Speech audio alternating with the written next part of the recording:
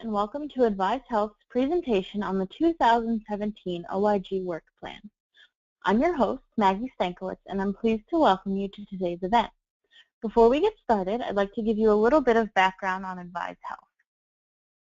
At Advize, we analyze processes, implement solutions, and deliver quality educational opportunities for healthcare entities of all sizes.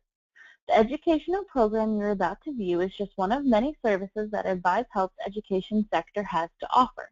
We provide the medical billing and coding community with 30 free CEUs per year through our monthly webinars and coding newsletter. Our priority and promise to the healthcare community is to always tailor our services to our clients' needs and budgets. Two of our very own auditors will be speaking today, Danielle Bundy and Nicole Bell. Ms. Bundy is an auditor for Advize Health. Ms. Bundy has over 20 years of experience in the dental and medical fields and provides coding combinations for the proper payment of benefits, insurance appeals, and diagnosis coding. Previously, she was a practice administrator for a dental practice as well as an insurance coordinator for a separate medical practice. Ms. Bell is an associate auditor with Advize Health and has a certified professional coder credential with the AAPC. Ms. Bell has experience in multiple specialties, including evaluation management, general surgery, trauma, internal medicine, and more. Her biomedical sciences background allows her to effectively and efficiently perform medical claims analysis and review. Now that we've all been introduced, let's get started. I'm now going to turn it over to Danny to begin the presentation. Good afternoon, everyone. My name is Danielle Bundy. I'm a coding auditor for Advize Health, and our presentation today is going to focus on the 2017 OIG Work Plan. How OIG operates. The Office of Inspector General carries out investigations and audit, promotes the 3 E's, economy, efficiency, and effectiveness. It works to prevent and detect fraud and abuse, securing programs, and departmental integrity. Moving on to the next slide, how OIG operates. The OIG adheres to professional standards established by Governmental Accountability Office, the GAO, Department of Justice, the DOJ, and the Inspector General Community. OIG carries out its mission to protect the integrity of HHS programs and health and welfare of the people served by those programs through a national network of audits, investigations, evaluations, as well as outreach, compliance, and education activities conducted by personnel in the following components. Moving on to the next slide.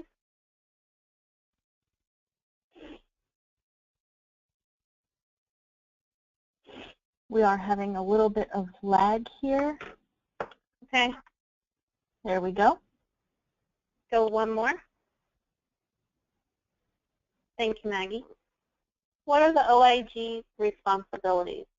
To protect the integrity of HHS programs and operations and the well-being of beneficiaries by detecting and preventing fraud, waste, and abuse.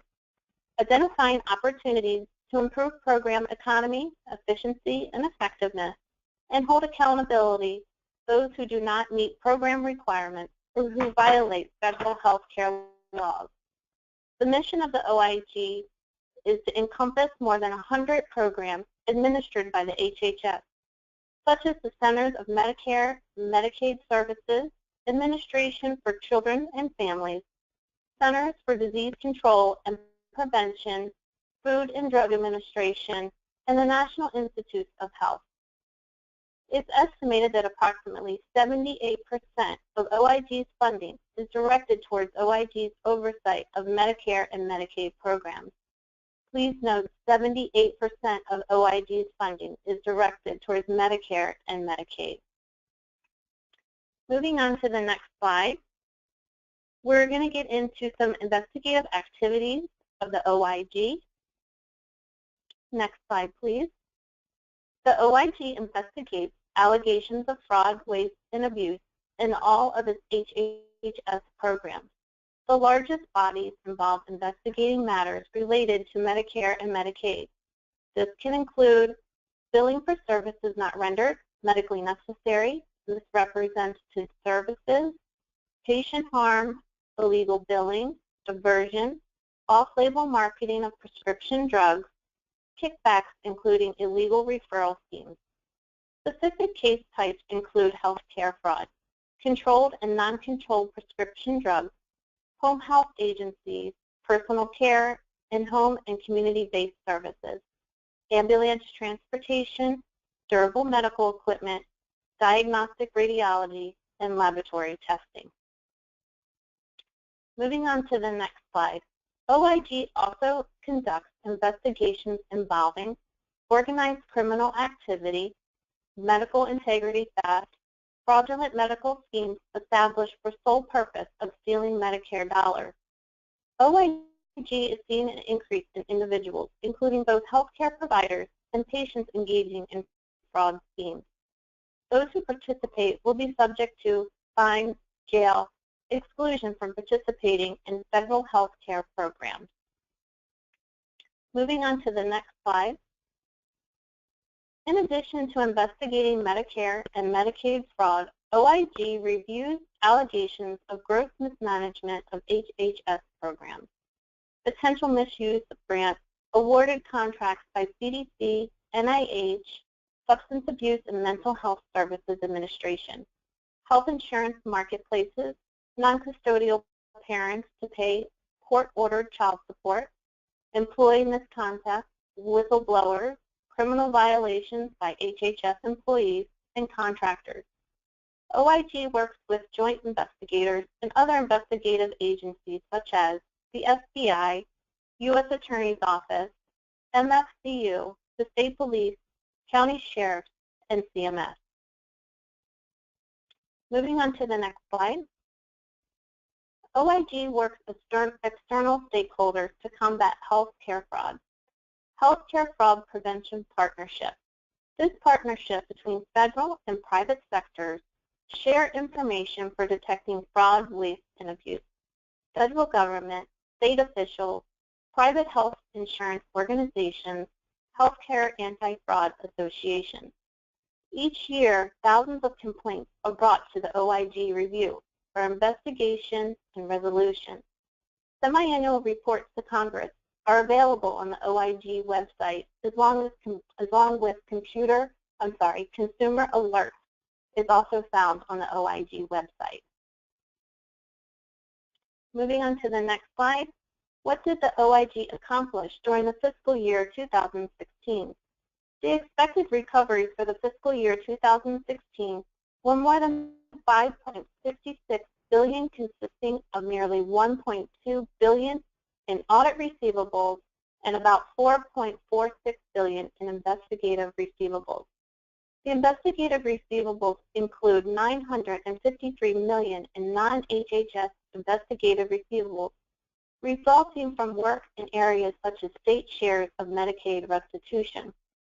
Recoveries in the fiscal year 2016 included a number of exceptionally large settlements, several of which involve pharmaceutical companies and their affiliates. During the fiscal year 2016, 708 civil actions, including false claims, unjust enrichment lawsuits, CMT settlements, and administrative recoveries were brought. The number of actions brought during the fiscal year of 2016 significantly exceeds the 682 that were brought during the fiscal year of 2015.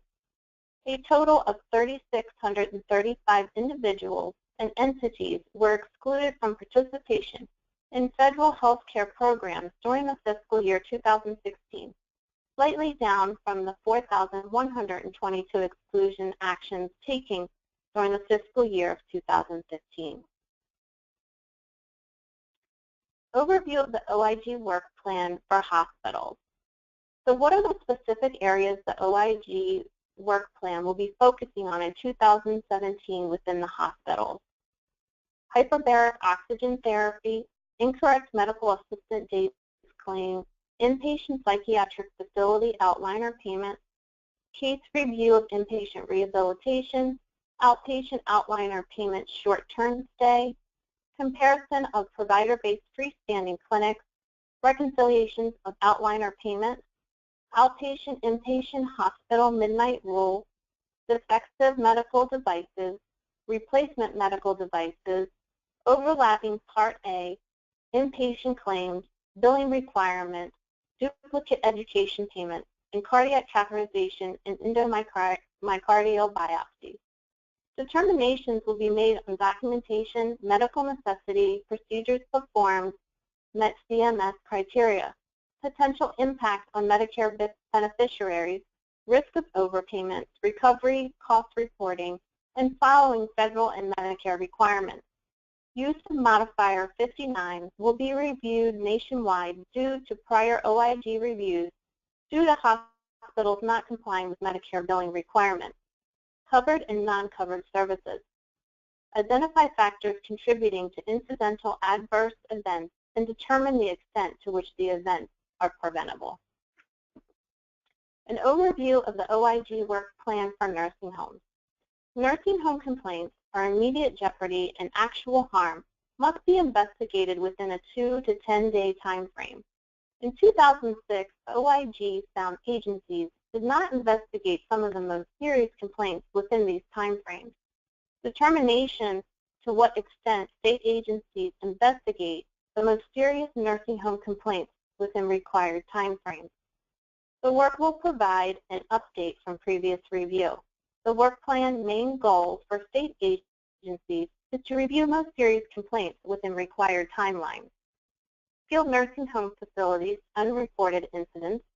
OIG indicated the potential for unreported incidents of abuse and neglect. Receiving treatment of skilled nursing facilities will determine whether incidents were properly reported in accordance with federal and state requirements. Skilled nursing home reimbursements. Skilled nursing facilities are required to periodically assess their patients using a tool called a minimum data set, which will help classify each patient into a resource utilization group for payment. Moving on to the next slide, we're going to continue with nursing home. Facility Adverse Event Screening Tool. A tool released in February 2014, Adverse Events in Skilled Nursing Facilities, National Incidents Among Medicare Beneficiaries. Tool was developed with assistance from clinicians in the Institute for Healthcare Improvement. This product will describe purpose, use of the benefits of the SNF Adverse Event Trigger Tool and guidance documented released by the OIG.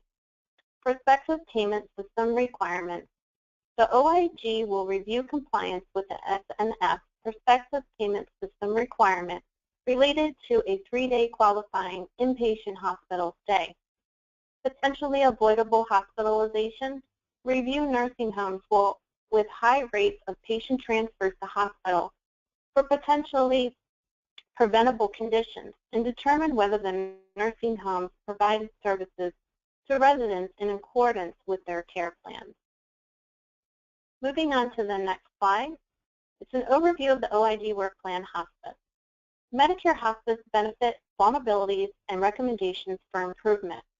OIG identified vulnerabilities in payment, compliance, and oversight, as well as quality of care concerns. OIG will summarize evaluations, audits, and highlight key recommendations. Review of hospice compliance with medical requirements. Palliative care for terminally ill support family and other caregivers. OIG will review hospice medical records and billing documentation to determine whether Medicare payments for hospice services were made in accordance. Hospice home care frequency of nurse on-site to access quality of care and service. In 2013, 1.3 million beneficiaries received hospice. Hospice are required to comply with federal, state, and local laws and regulations. Medicare requires a registered nurse to make an on-site visit at least once every 14 days. Moving on to the next slide.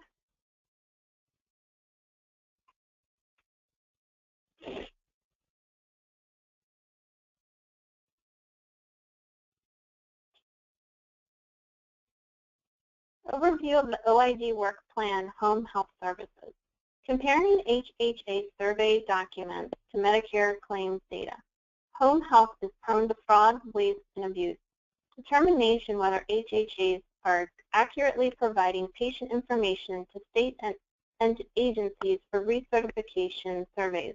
This will actually be in effect next year in 2018. Home health care compliance and Medicare requirements. CMS Comprehensive Error Rate Testing CERT program determined in 2014 improper payment error rate of home health claims was 51.4%, or about $9.4 billion. Recent OIG reports consisted primarily of beneficiaries not homebound or who did not require skilled services. Compliance review will put aspects of home health prospective payment systems to include medical review of required supporting documentation to support claims paid and follow federal requirements. Moving on to the next slide.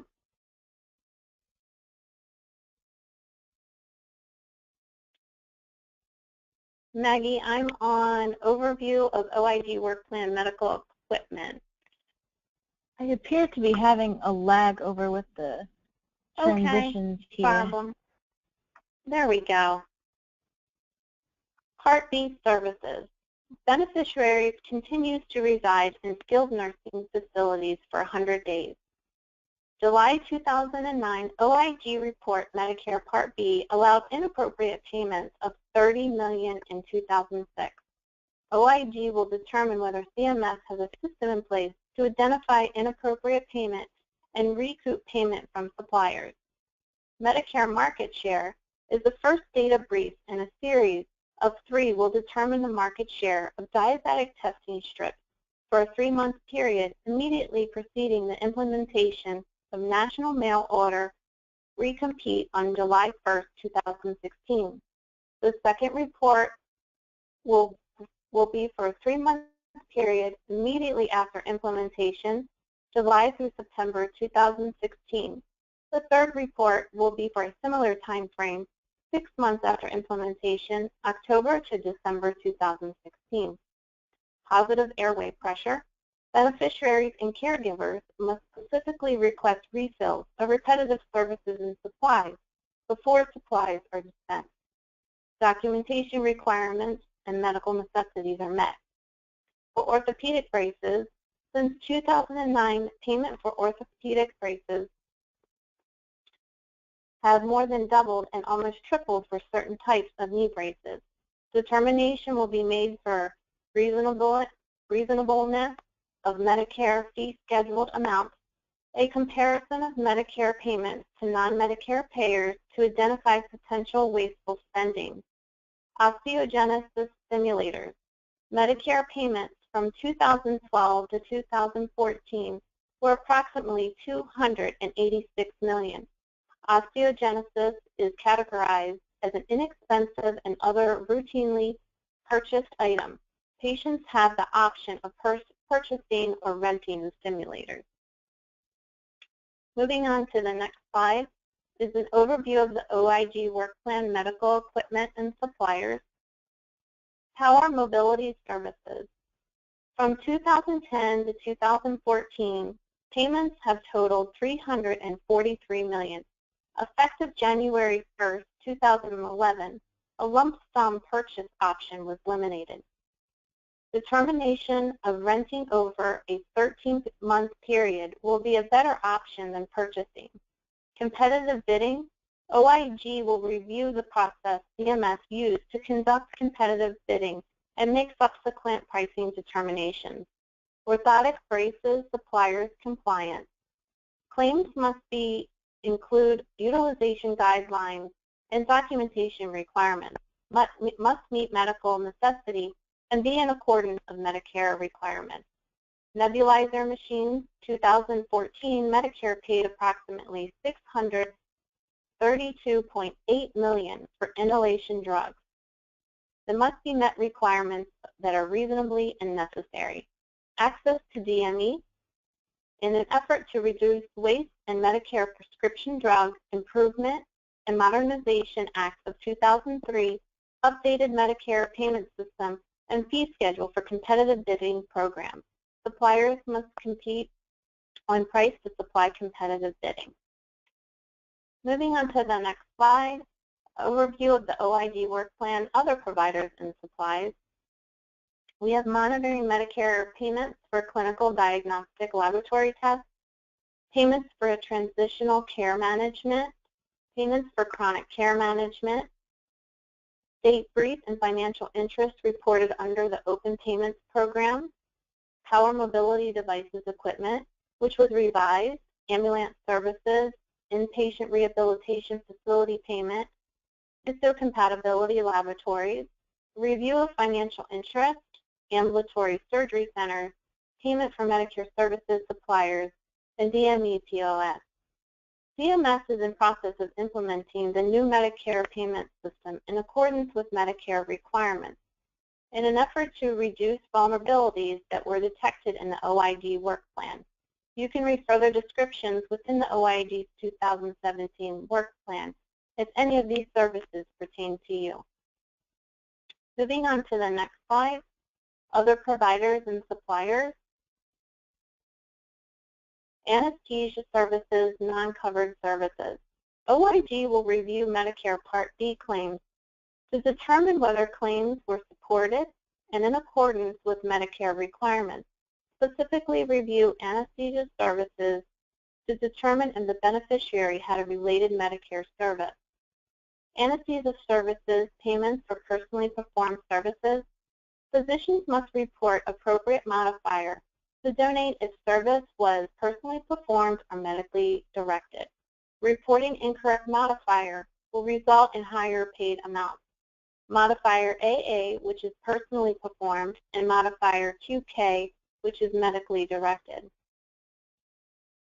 Use of modifier QK limits payments to 50% of the Medicare allowable amount for personally performed services claimed with modifier AA. Determination will be made whether Medicare payments for anesthesia services reported on a claim with AA code modifier meet Medicare requirements. Moving on to the next slide. Thank you, Danny. We are now halfway through our OIG presentation. I'd like to ask you to take a few deep breaths and reset your focus. This quick, mindful break is what we like to call yoga auditing. We'll continue on to our second half in just a few seconds. If you're feeling stiff or sluggish, feel free to try this quick and easy seated twist stretch.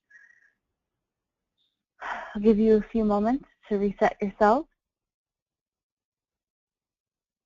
Are you feeling a little more focused? I hope so, because it's time to turn the second half of the presentation over to Nicole Bell. Thank you, Maggie.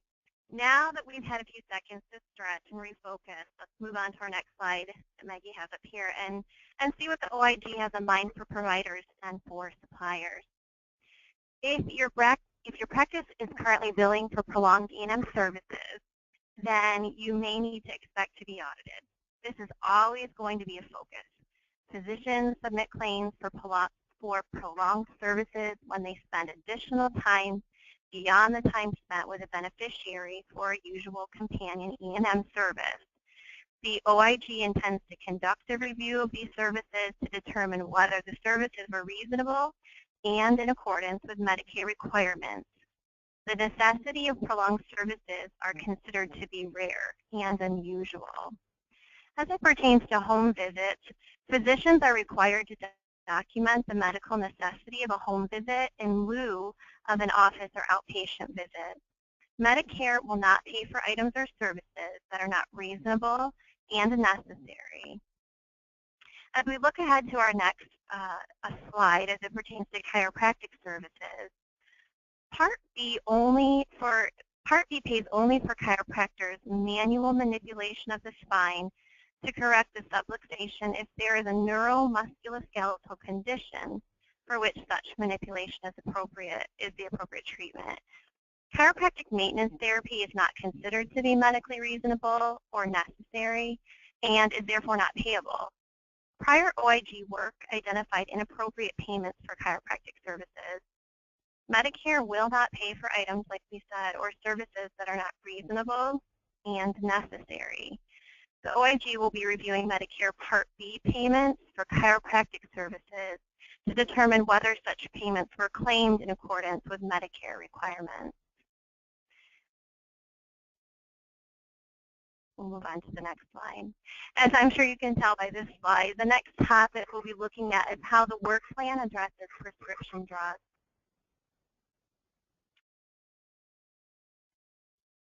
This year, the OIG is going to try to determine the amount of waste for the 20 single-use vial drugs with the highest amount paid for waste as identified by the JW modifier and provide specific examples of where a different size vial could significantly reduce waste. Savings could be realized if single vial sizes currently available in other countries were available in the United States, and if manufacturers were to market these smaller vials at lower prices. As it pertains to inflation-based rebates, each year, statutorily mandated rebates enable Medicaid to recoup a substantial portion of the billions, that's with a B, spent by the program on prescription drugs. However, there is not a similar rebate authority that exists for Part B to reduce the cost of the drugs to the program. Payment for immunosuppressive drugs. Medicare Part B covers FDA-approved immunosuppressive drugs and drugs used in immunosuppressive therapy when a beneficiary receives an organ transplant for which the therapy is appropriate. Since 2008, suppliers that furnish immunosuppressive drugs to Medicare beneficiaries annotate the Medicare claim with the KX modifier, and this signifies that the supplier retains documentation of the beneficiary's transplant date, and that such transplant date precedes the date of the service for furnishing the drug. Prior OIG reports found that Medicare claims for immunosuppressive drugs reported with the KX modifier may not always meet those documentation requirements for payment under Part B.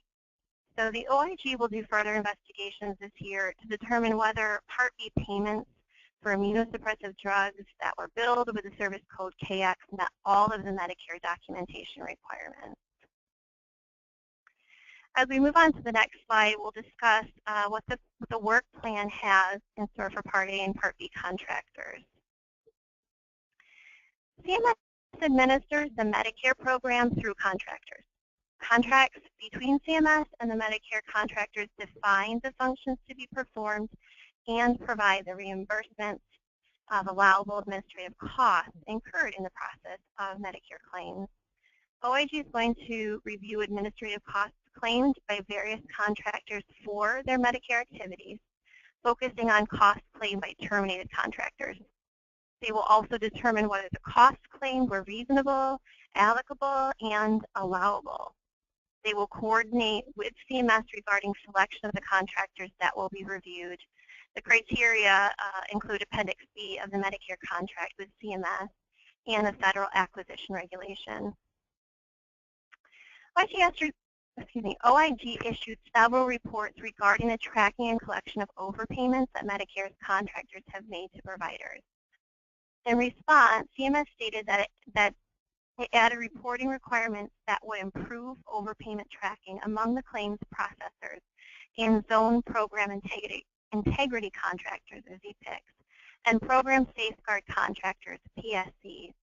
ZPICs and PSCs are required to detect and deter fraud and abuse in Medicare Part A and B in their jurisdictions. They conduct investigations, refer cases to law enforcement, and take administrative actions such as referring overpayments to claims processors for collection and return to Medicare. With this initiative, the OIG hopes to determine the total amount of those overpayments identified and referred to claims processors in 2014 and the amount of these overpayments that claims processors collected.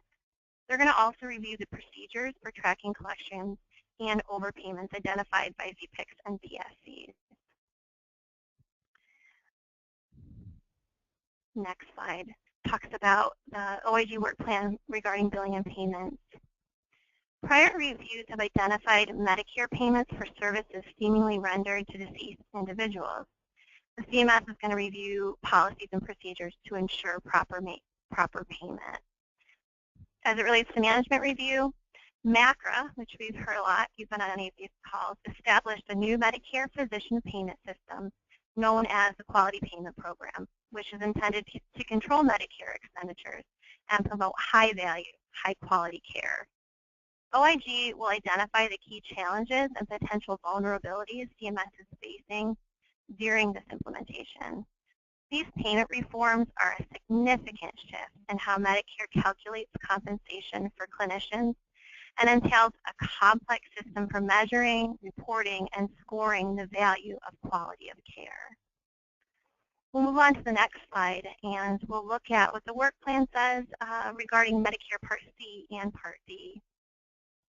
Medicare Part C offers Medicare beneficiaries a managed care option through Medicare Advantage or MA plans, which are administered by MA organizations. MA plans are public or private organizations licensed by states as risk-bearing entities under contract with CMS to provide covered services. MA organizations may offer one or more plans. MA plans provide all Part A and Part B services and generally provide additional services not covered by traditional Medicare. Beneficiaries usually pay monthly premiums and co-payments that are often less than the co-insurance and deductibles under the original Medicare Part A and Part B. Medicare Part D is also called the Medicare Prescription Drug Benefit. It's a federal program to subsidize the cost of prescription drugs and prescription drug insurance premiums for Medicare beneficiaries. Medicare expended over $77 billion in Part D benefit payments in 2014, serving more than 37 million beneficiaries. Part D administration depends on extensive coordination and information sharing between federal and state government agencies, drug plan sponsors, contractors, healthcare providers, and third-party payers. CMS and the drug plan sponsors share responsibility for protecting the Part D program from fraud, waste, and abuse.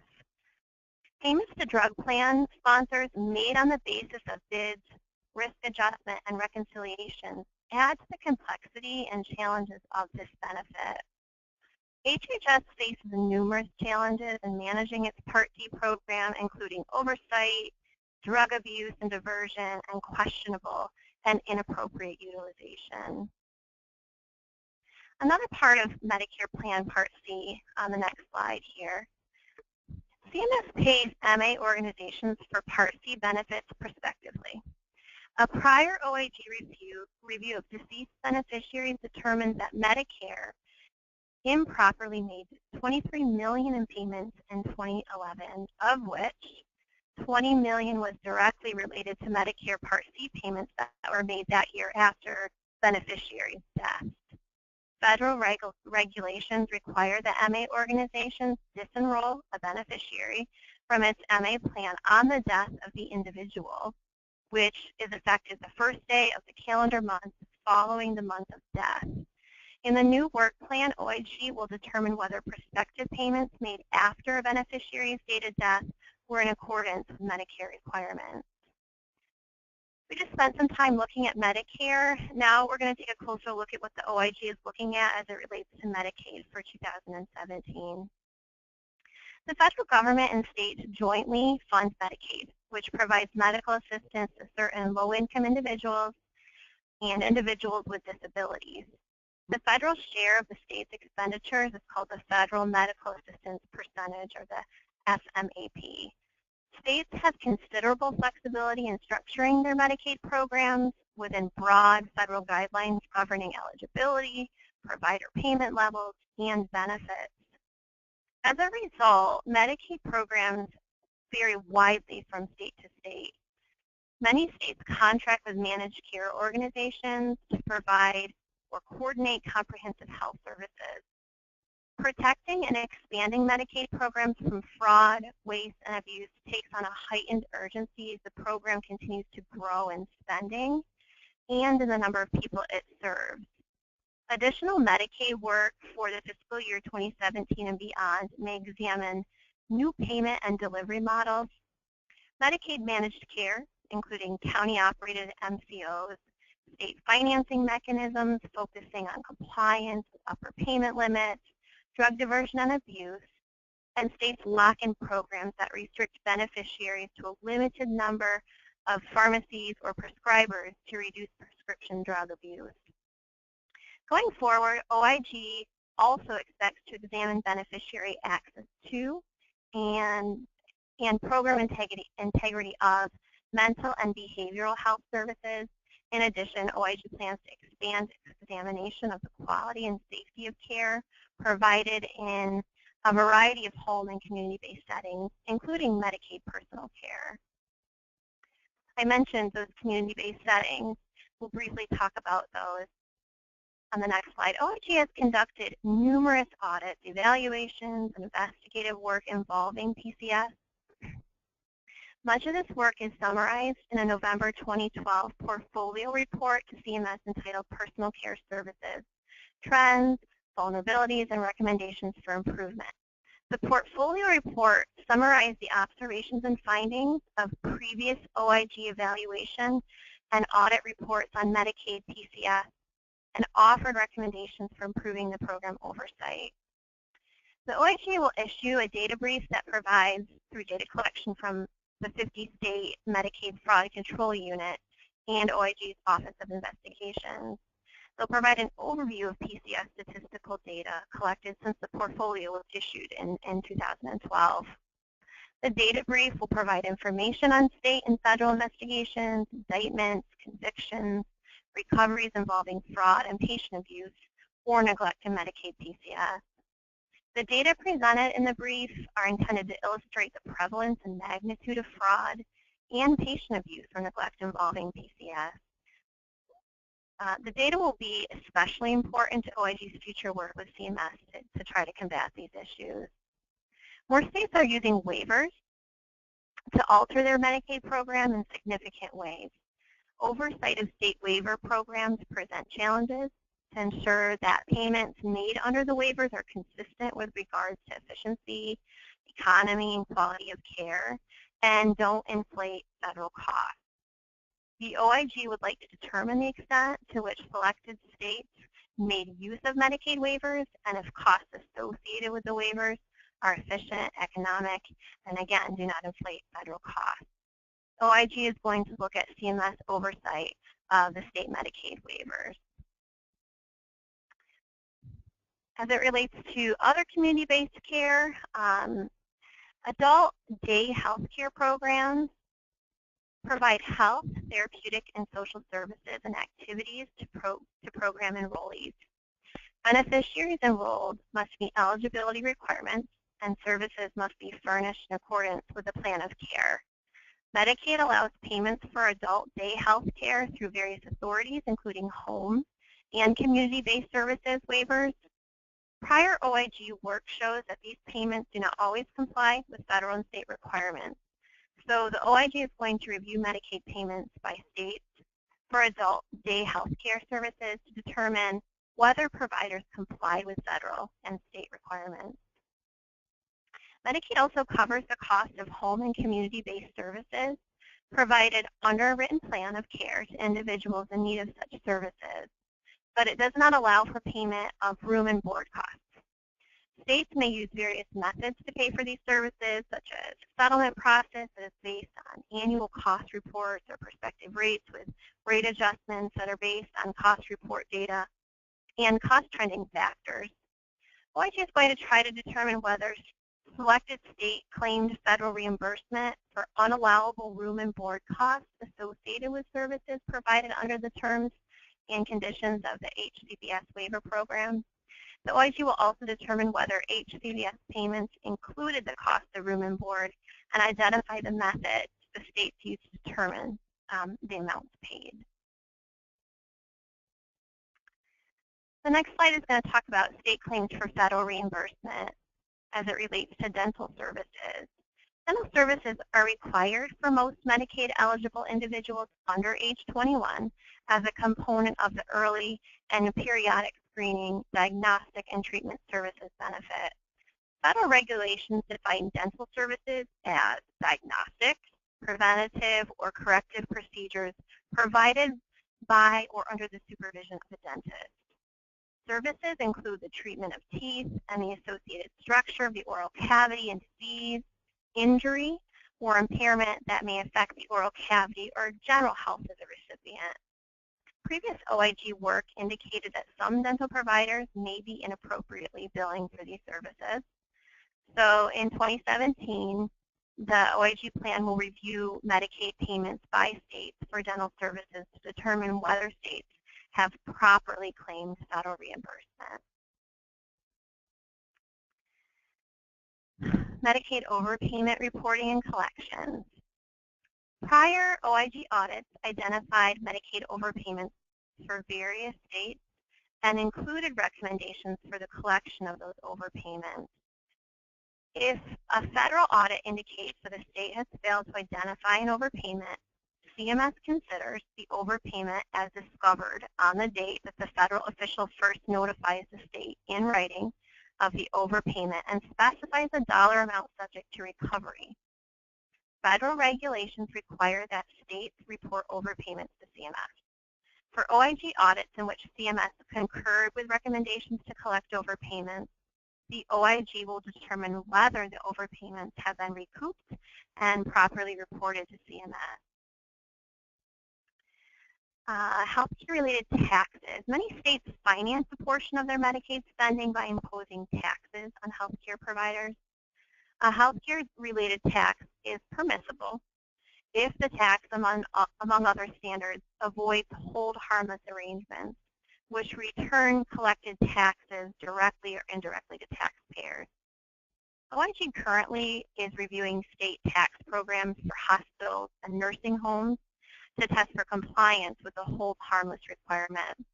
The OIG this year is going to determine if healthcare-related tax programs for MCOs meet federal hold harmless requirements by examining the tax program in large states that tax MCOs. OIG has oversight and review of fraud. We talked about that. This slide will pertain to state Medicaid fraud control units. The 50-state MFCUs located in 49 states and the District of Columbia investigate and prosecute Medicaid provider fraud as well as complaints of patient abuse or neglect in Medicaid-funded facilities and boarding care facilities. OIG provides oversight of the MFCUs and administers a federal grant award that provides 75% of each MFCU's funding. So as a part of OIG's oversight, they provide guidance to the MFCUs. They assess their adherence to federal regulations, policy, and performance standards, and collect and analyze performance data. The OIG also provides technical assistance and training and identifies effective practices in MFCU management and operations. OIG also plays a role in the health insurance marketplace. It works to oversee proper expenditures of taxpayer funds and the efficient and effective operation of the health insurance marketplace and related programs such as financial assistance payments and the premium stabilization programs. The health insurance marketplace facilitates the purchase of private health insurance by consumers as well as enrollment in subsidy programs for those who are eligible. In particular, implementation, operation, and oversight of the marketplaces are among the most significant challenges for HHS. Key focus areas for OIG marketplace oversight include payment accuracy, eligibility determinations, management and administration, and security of consumer information. On the next slide, it leads right into that, the protection of consumer information as it relates to electronic health records. The Health Information Technology for Economic and Clinical Health Act, enacted as part of the American Recovery and Reinvestment Act, established Medicare and Medicaid EHR incentive programs to promote the adoption of EHRs. An EHR, we know, is an electronic record of health-related information for an individual that is generated by healthcare providers. It may include a patient's health history along with other items. To improve the quality and value of American healthcare, the federal government promotes the use of certified EHR technology by healthcare professionals and hospitals. And as an incentive for using EHRs, the federal government has made payments to providers to attest to the meaningful use of EHRs. According to CMS, more than $30 billion in incentives have been paid through the Medicare and Medicaid EHR incentive programs. GAO has identified improper incentive payments as the primary risk for the EHR incentive programs. These programs may be at greater risk of improper payments than other programs because they have some pretty complex requirements. The next slide is just a sort of a funny joke that perhaps expresses the sentiment of those that have gone through or are currently going through the conversion to EHRs. Moving on, let's talk about CMS-related legal and investigative activities. The OIG may include individuals and entities, they may exclude individuals and entities from participation in Medicare, Medicaid, and all other federal health care programs for many reasons, some of which include program-related convictions, patient abuse or neglect convictions, licensing board disciplinary actions, or other actions that pose a risk to beneficiaries or the programs. Exclusions are generally based on referrals from federal and state agencies. The OIG works with these agencies to ensure the timely referral of convictions and licensing board and administrative actions. In 2016, OIG excluded 3,635 individuals, like Danny has told us, and entities from participating in the federal health care programs. There's actually a searchable exclusion list, and it's available at the OIG website if you're interested to see what that looks like. Not only can providers be excluded from participating in some of the programs we talked about, but there's also some other pretty significant penalties that they could face. OIG pursues cases involving civil monetary penalties when supported by appropriate evidence on the basis of the submission of false or fraudulent claims. The offer, payment, solicitation, or receipt of remuneration or kickbacks, also any violation of the Emergency Medical Treatment and Labor Act of 1986. When adequate evidence of violations exists, OIG staff work closely with the Department of Justice prosecutors to develop and pursue federal false claims cases against individuals and entities that defraud the federal government. Authorities relevant to this work come from the False Claims Amendments Act of 1986 and the Fraud Enforcement and Recovery Act of 2009. The OIG assists the Department of Justice prosecutors in litigation and settlement negotiations arising from these cases. The OIG also considers whether to invoke its exclusion authority on the basis of the defendant's conduct. And when appropriate and necessary, the OIG requires defendants to implement corporate integrity agreements aimed at ensuring compliance with federal health care program requirements.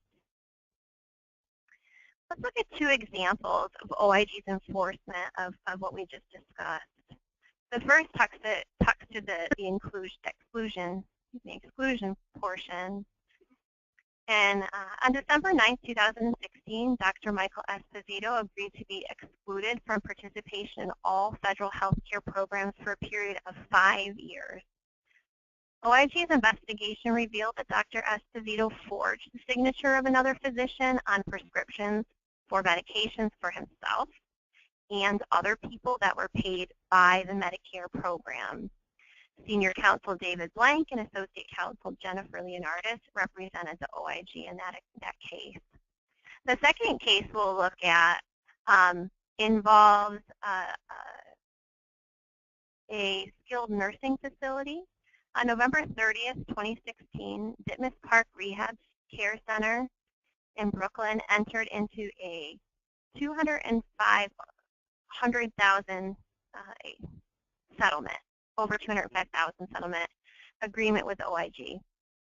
The settlement agreement resolves allegations that Ditmas Park employed an individual who was excluded from participating in any federal health care program. OIG's investigation revealed that the excluded individual, which was a licensed practical nurse, provided items or services to Ditmas Park patients that were billed to federal healthcare programs. Senior counsel Katie Fink represented OIG with the assistance of paralegal specialist Eula Taylor. So the OIG 2017 work plan describes the range of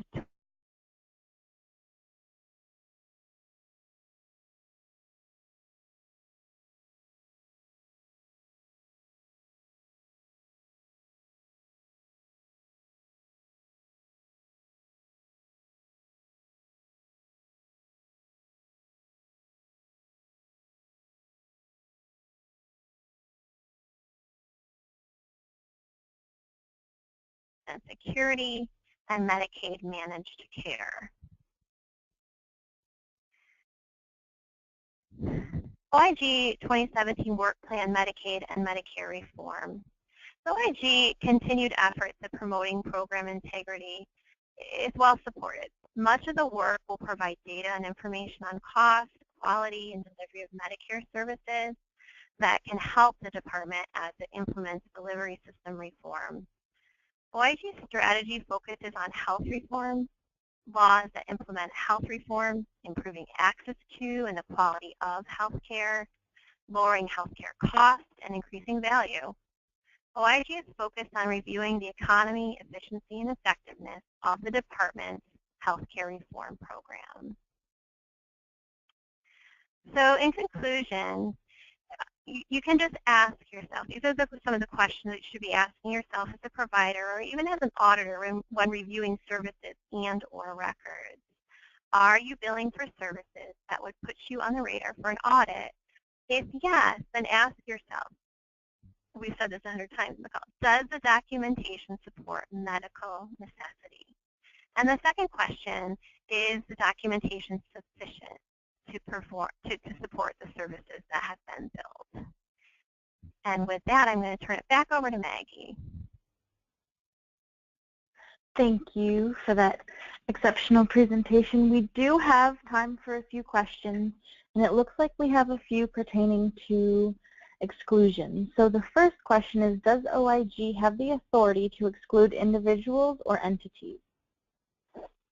I can take that one. This is Danielle Bundy. The OIG imposes exclusions under certain authorities of different sections of the Social Security Act.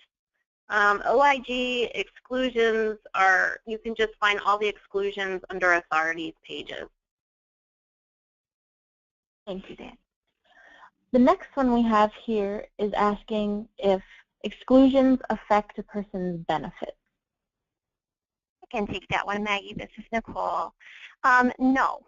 An exclusion only affects the ability to claim payments from these programs for items or services rendered. It in no way affects one's ability to receive benefits under the program. Thank you. I have one more on exclusion here that is asking, what is the effect of exclusion? And if you could go into a little bit of detail on exactly what the effects are. Sure, I'll take that one too, Maggie. This is Nicole. No payment will be made by any federal health care program for any items or services rendered.